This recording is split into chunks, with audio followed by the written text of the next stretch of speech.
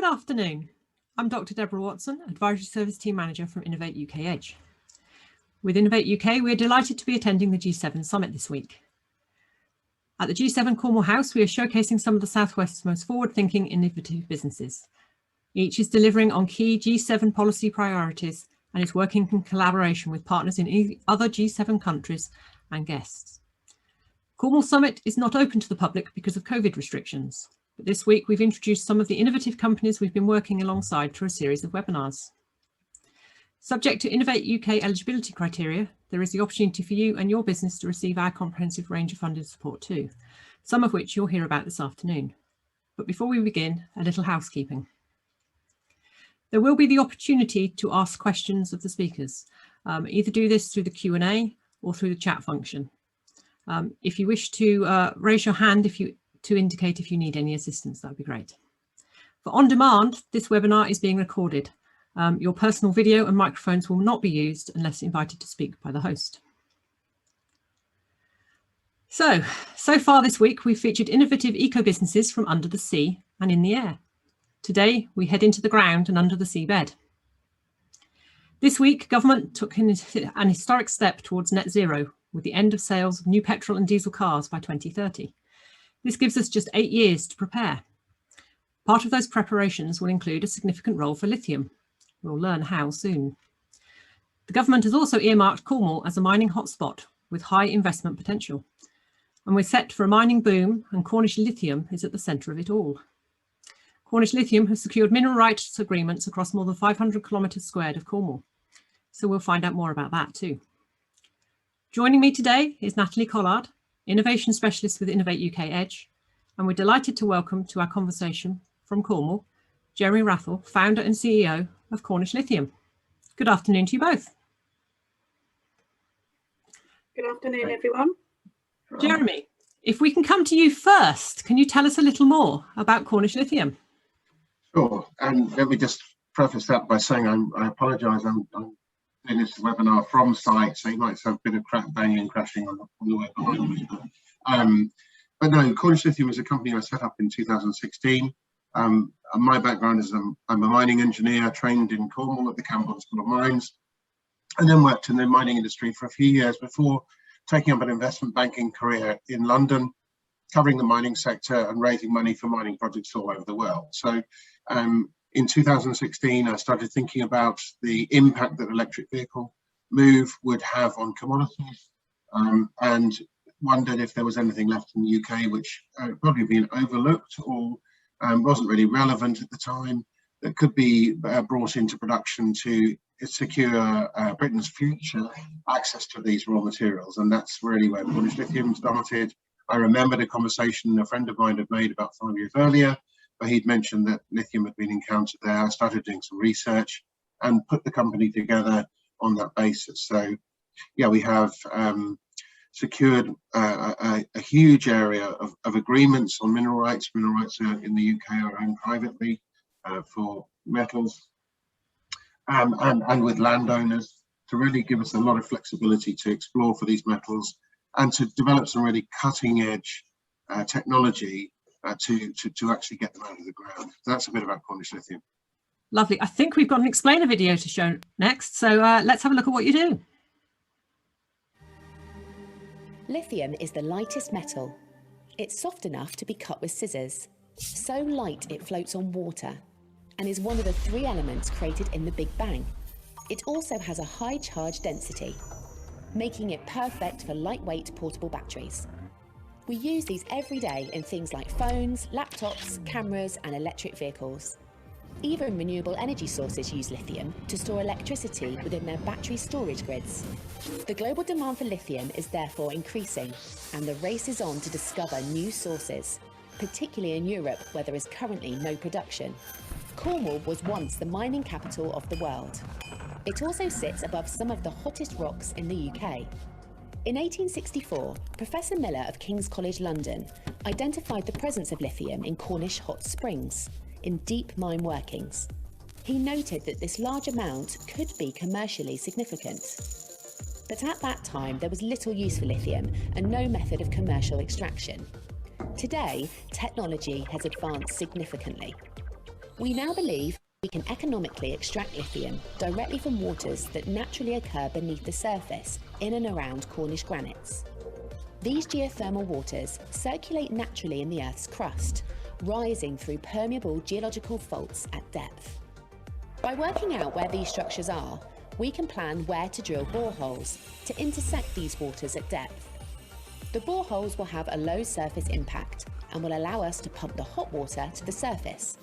There we will extract the lithium and potentially use the heat from the water to create geothermal energy. The water will then be put back into the earth. But before any production of Cornish lithium can take place, we need to explore.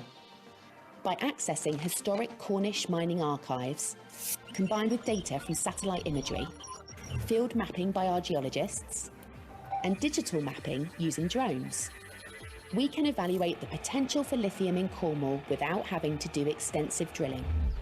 Following successful explorations, we aim to create a new high-tech, environmentally responsible mining industry, which has huge economic potential for the region.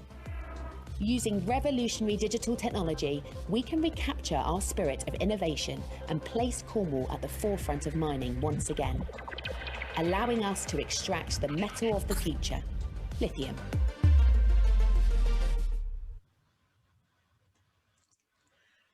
Well, that's a really nice summary of why you're not just a traditional mining company. Absolutely. Really is a series of innovations behind everything that you do. So it looks to me like it's data driven, it's innovation driven. The history side, you've been working with the National History Museum. How did that come about, and how did that how's that taking things forward at the moment? Well, we did a project called LI4 UK, which was a collaboration between Cornish Lithium, the Natural History Museum, and a geological consultancy called Wardell Armstrong. And what we did, working with the Natural History Museum, why are they involved? Because they've got some of the best analytical facilities in the basement of the Natural History Museum for lithium and other minerals. And really, they do work for other lithium companies all around the world. And really, they also have an amazing collection of Cornish ore minerals from mines all over Cornwall historically. So it was a great opportunity to work with them. We're going to be working with them again going forward, because they are sort of cutting edge innovation team there. It's great opportunity. So it really is bringing that history and bringing it right up to bang up to date with the satellite and drone imagery as well. Exactly. So we think of taking yesterday's documents out of the rubbish bin, putting them through digital techniques, taking that data into a digital format, creating 3D geological models of the subsurface that look a bit like an MRI scan. You can see in great detail as to what's under the subsurface, where these structures that contain lithium water actually circulating are, and really then combining with modern contemporary data like satellite data and airborne geophysics to enable us to then extract that vital metal. So you found the metal. So you're finding the metal innovatively. For our audience, what is lithium and why is it so important to the UK? Lithium is the lightest metal. It's the third element in the periodic table. Should it be a metal at all? Who knows? But what it actually is as Volkswagen described it, the essential and irreplaceable element of the electric era. So without lithium at the moment, we cannot have a lithium-ion battery, we cannot have a solid-state battery, because that uses lithium again, and therefore we have to get it from somewhere. And there's two things. One is that nobody really thought about lithium until the electric vehicles came along. There's going to be a huge shortfall of supply over demand, so you're going to have a deficit of supply, possibly even starting from now.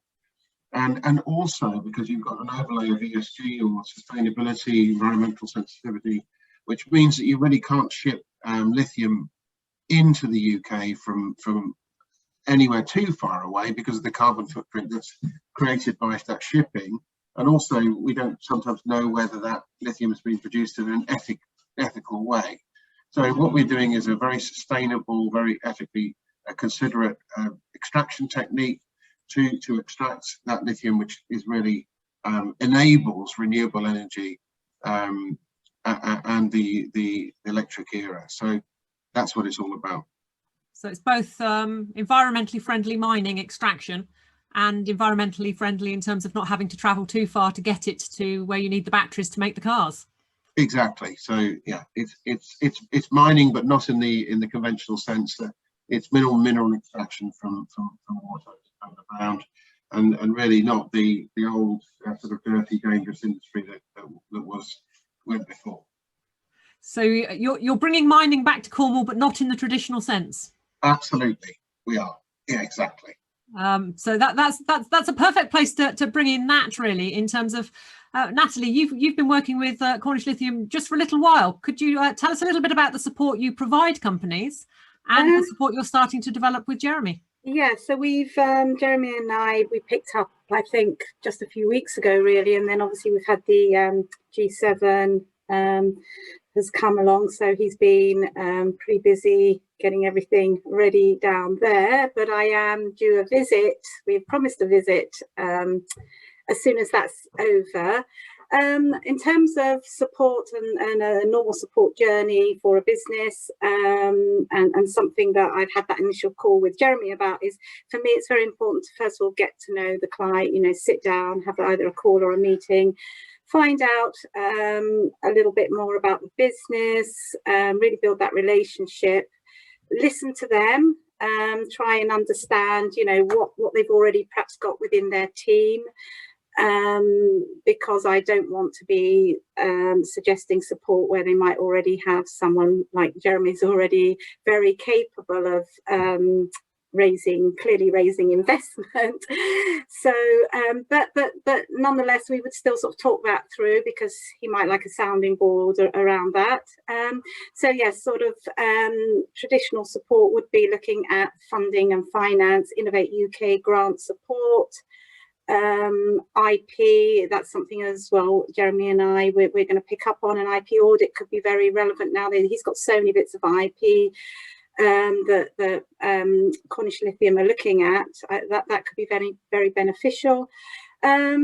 And then really other sorts of support would be commercialisation, and a big piece that I think Jeremy and Cornish Lithium are going to tap into is that international collaboration. Obviously, their technologies are pretty advanced. So to start to work with international partners, I think would be great. And I've already suggested a couple of these beta match online sessions that we run. And I think that people in Europe could be really interested in the technologies that they're developing. So Jeremy, scope to use your technologies in Cornwall, clearly, and need to grow and develop your business around Cornwall, but obviously from that, opportunities to internationalise as well. Where are you looking at the moment, if that's not commercial in confidence? Well, we're very much staying in Cornwall at the moment, but we're working with companies from New Zealand. There's one called G40, which are working with us very closely. We're working with a company from, these are all the extraction technologies which we are evaluating for the Cornish context. But we and a French company who also doing has got a plant on our site right now. It's actually right now as I speak, 10 yards away is this French plant that's producing lithium chloride right now. And also we're also working with an American company which is right on site as well. And then if we can get that technology right, we'll start looking at other settings where that technology might be appropriate. So you might be aware there's another company doing something very similar in Germany. They're doing a fantastic job. They're also looking at different technologies. So this technology is really rapidly being developed and commercialized. It's a very exciting place to be. Well, hopefully Innovate UK EDGE can be there helping you internationalise, but you've mentioned France, Germany and the US, so that's 3 of the G7 plus ourselves, so that's 4. So the G7 clearly important countries for you now. What are your messages to the G7 in terms of lithium and renewables for batteries? Well, our messages to the G7 would be that we're open to international collaboration on this. And as I said, we're already working with those companies. We're evaluating technology from all over the world to see whether it can be used in the Cornish context. But the message is that this is, the central theme of the G7 is renewable energy and the move to net zero. And we very much fit into that, because not only are we producing lithium from this deep geothermal water, we're also producing renewable heat in the form of very high temperature water, which can be used to heat greenhouses, that can be used to regional heating schemes. If it's hot enough, then it can be used to generate power. So it's absolutely central in a way to what the G7 is all about in this particular time. Yeah, so geothermal energy, eco-friendly extraction, Yeah, and exactly. lithium. Yeah, exactly. To create the batteries to power the electric vehicles and to store renewable energy power, I guess. So a pretty good eco story, really. Not one that people automatically immediately think of when you think of mining. No, exactly. So yes, a very interesting story. So in terms of the UK and Cornwall, what needs to happen in the UK to make all this happen? And to, what's the next steps? I think there's a fair bit that needs to happen. One is that I think the government really realised the implications of the rules of origin, which came into place after the Brexit. We left the EU. That when we're building electric vehicles, 60% of that electric vehicle by 2027 will have to be sourced from the UK or Europe to avoid tariffs, and really. That means that we have to produce the raw materials here if we possibly can, because in an electric vehicle, roughly 50% of the value of the vehicle is the battery pack, and roughly 30% of the battery pack is raw materials. So if we can actually produce them here in a low carbon and environmentally friendly way, then automotive manufacturers can be assured that the product is actually sourced from the UK, therefore they can help to avoid tariffs and really preserve and possibly even enhance our automotive industry here in the UK. So I think it's a really important thing that the government gets grips with. And as always, when things are relatively new, it's great to have government support from the likes of Innovate UK. We really have benefited from Innovate UK as a whole by some great funding from the satellite catapult. We've recently won an award of a grant from the Automotive Transformation Fund, a grant from the Getting Building Fund for building a pilot plant here in Cornwall, and there's another grant which hasn't yet been announced but will be on Monday, so that's really exciting. So we're really grateful for the support from Innovate UK to actually drive innovation and, frankly, imagination as to what can be done. As Michael Faraday said, but still try, because who knows what's possible. And I think really Innovate UK is helping us on that journey. Absolutely. It's good to hear that projects are coming in the door to make all of this happen, because it's clearly an innovative direction you're travelling in. In terms of Nat, where would you like to see this relationship go over the next few months? What do you need from Jeremy? Sorry, I didn't know you were asking Jeremy that. Well, I think really, Jeremy's obviously clearly mentioned all about the collaborative partnerships, and we've already discussed a little bit about one of those particular partners. And I think further developing that technology could be really, really interesting for us. There's lots of European grant funding opportunities out there, so that will be one of the big pieces of work I think we will be potentially working on, and it's not something that I think we're going to rush into and sort of say, okay, this is all the support we're going to do now, and then our relationship will build and grow, I'm sure. And then as we develop that relationship, we'll find more and more support, that I hadn't perhaps realised in the beginning. And I'm sure Jeremy will think, oh gosh, I didn't know you could do that, perhaps, because we have so much to offer. And we'll only work through that as we go along, really, in that business relationship. Absolutely, and it sounds to me already, Jeremy, you're starting to build partnerships around and about, and I think one of the things Innovate UK EDGE do is helps corral the innovation ecosystem. You mentioned you've been working with the Catapult, which of course is part of the Innovate UK EDGE, Innovate UK family. You've mentioned already, I think you're HQ'd in Cornwall at Tremo, so you've already got a relationship there with the university. Yeah. And you said yourself your background was Camborne School of Mines, so it looks to me like you're building an eco and environmental ecosystem, which we're part of, and we will help to develop that for you both in the UK and internationally. So all is good. From your side, Jeremy, what would you like to get out of Innovate UK EDGE? No, I think we as Natalie said, we are sort of seeing what Innovate UK EDGE could bring us and help us with.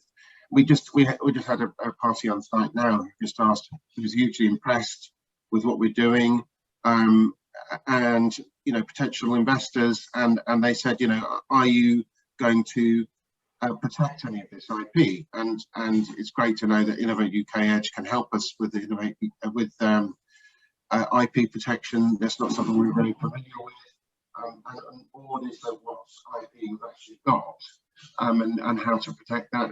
I mean, it's something that I didn't know. And I think really helping us discover other grants which we might be able to apply for, and actually supporting our team and in a wider sense through the business development journey. I think that's really what I certainly didn't know when we started the conversation with Natalie, that this was all available to British businesses. So we're really excited to continue to work with Innovate UK EDGE and see where this journey leads us. Brilliant. I'm looking forward to watching it develop too. And one of the reasons it was nice to talk to Cornish Lithium today was because you're at a different point in the journey than the two other companies we've spoken to this week, who are very much further through the process of working with us. So it's nice to be able to have that conversation about how you see things developing in a way that we couldn't previously. Natalie, is there anything else you'd like to bring to today's webinar in terms of the conversation? Not really, but just one last thing. I mean, and another point that I'm hoping to introduce Jeremy to is not just our overseas collaborators or internationalisation. It's actually, there's some interest from some of my other clients, including one of my hydrogen clients, that I'm going to come down to Cornwall with to meet Jeremy at the site, because there could be some potential collaborations on there going on there, which could be an amazing ecosystem project. So so it's those things as well. It's not just the internationalisation collaborators, it's people in the supply chain of lithium that could also benefit hugely by those introductions. Absolutely. We quite often forget the UK to UK interaction. Yes. And on Monday's webinar, we did one live on the webinar through the Q&A. So yes, UK to UK is also part of what we do, making sure those sort of companies that we work with collaborate together and can grow and innovate together. Jeremy, over to you for the last time. Anything else you would like to throw into our conversation today? No, what I really think is I'd like to sort of maybe finish off with is the real potential for Cornwall to restore its place in the innovative landscape of the UK. Really what we saw at the G7 event at Cornwall House was hugely innovative companies in Cornwall. The people, coming to Cornwall tend to see the seaside and the holiday homes, but what people don't recognise is the hugely innovative landscape that exists here, and the really great lifestyle that goes along with it. For lots of our staff have been able to buy houses here, settle down, whereas usually young people studying geoscience would have to move away. That's been the precise opposite. So you're retaining that innovation, that new ideas that can thrive in an environment like Cornwall. I think it's hugely exciting. It was hugely exciting for me to see the Cornwall House event. Some of the companies I wasn't aware of, like robotics and space companies. It really is so exciting to be part of that regeneration of Cornwall's innovation history. It was interesting that the first polytechnic that I'm aware of And Polytechnic was a institute where the advancement of science and learning. The first Polytechnic was, as far as I'm aware, was in Falmouth Polytechnic, which goes back to about 1820. And really, that was the height of innovation. Davy, Trevithick, steam engines, and all that sort of stuff. Then can we get Cornwall back to being that great environment of high tech, leading edge, and pushing forward to regenerate the economy? I think that's a lovely place to finish on that. And it's certainly been interesting for us to be down at Cornwall House, which is the business expo for G7. And we've got people down there at the moment and a stand, and I know that there are people going around from the sort of journalists and other people attached to G7. Unfortunately, this year not open to the public. In terms of, I will open up now to any questions from the audience. If you want to put them in the Q&A or chat, I've got one at the moment, which is one for Jeremy. Is the government's 2030 deadline for phasing out petrol and diesel cars doable? Yeah, that's a really difficult question. From where I sit and been monitoring this journey for a while, I think it is. If you don't impose a deadline, no one will ever get there. If there's not a finish line, no one will bother around starting the race. So is it doable? The rate of change you're seeing in the electric vehicle market is enormous, and COVID has only spurred that on. If you look at Norway is something like 50 or 60% electric vehicle sales already, maybe even more. And I think it is doable. And the people say, what about the charging infrastructure? Well, you know, there's new vehicles which are coming out now, will be out next year, which got 500 or 600 mile ranges. So you know, and will charge very, very, very quickly. So you drive on your long journey, nobody wants to stay that long, but drive that long, and then you stop, have a cup of coffee, and the vehicle charges back up to 500-600 miles again. So I think that the charging infrastructure is not quite there yet, but it will be in a couple of years' time. And personally, I think if we give up, we'll never get there. We might miss it slightly, but in my view, I don't think we will. I think it is doable. But the only thing that really threatens it is actually the raw materials that will go into those vehicles and whether we can source them in an ethical way. So Cornish Lithium is critical. I hope so. Absolutely. And talking about Cornish Lithium being critical, questions just come in on the Q&A. Is Cornish Lithium looking to list on the London Stock Exchange sometime in 2022? Well, we are indeed examining the possibility of listing. We've always tried to behave as a listed company. We are actively, we did some funding in 1999 and last year. We're embarking on some at the moment. But the idea is that very much that we would be a listed company by hopefully early 2022 or by 2022 as a whole. So we'd love to give to open up that wider pool of capital. So definitely looking to grow and innovate in Cornwall and keep up the pace. And just to add to that, just for those people who say that, you know, all the money might disappear from Cornwall, and we are absolutely proudly a very Cornish company. Our staff are all based in Cornwall. We try to procure everything from Cornwall to try and keep people in here, to try and generate a battery mega factory here in Cornwall, so that the industry and the economic value add stays in Cornwall if we possibly can. That sounds like an excellent idea. Moving away from that entirely, a question coming from that: do you already have the technology evaluated for lithium extraction from the geothermal brine? A bit of a technical question, that one. It's all right, I can handle that. Nobody obviously knows enough about what you do to ask you a technical question. Well, if I could take this laptop outside right now, you see two operating lithium extraction plants. They're obviously very small at this stage, but they are actually producing lithium chloride. We then have to work out whether we can scale them up to fully commercial production. When I started this project, there were probably 2 available technologies for direct lithium extraction. There are now, in the words of our geochemist, dozens of them, which we've evaluated in a technical report to work out which one's the best. We'll be building a pilot plant scale direct lithium extraction facility here, right here on the site where I'm sitting right now, by March 2022. So yes, and then people ask if that's commercially operated anywhere else in the world, and yes, it is. It's operated in Argentina and China. So we are, we are cutting edge, but we're not, we're not the only person the only company who's moving in this direction. Lovely. I'm aware of the fact the webinar is supposed to finish at past. You also have visitors due, so I need to make sure you're off in a timely manner. So I think I'm going to pull the conversation to a close at that point. Thank you to both Jeremy and to Natalie for your time today.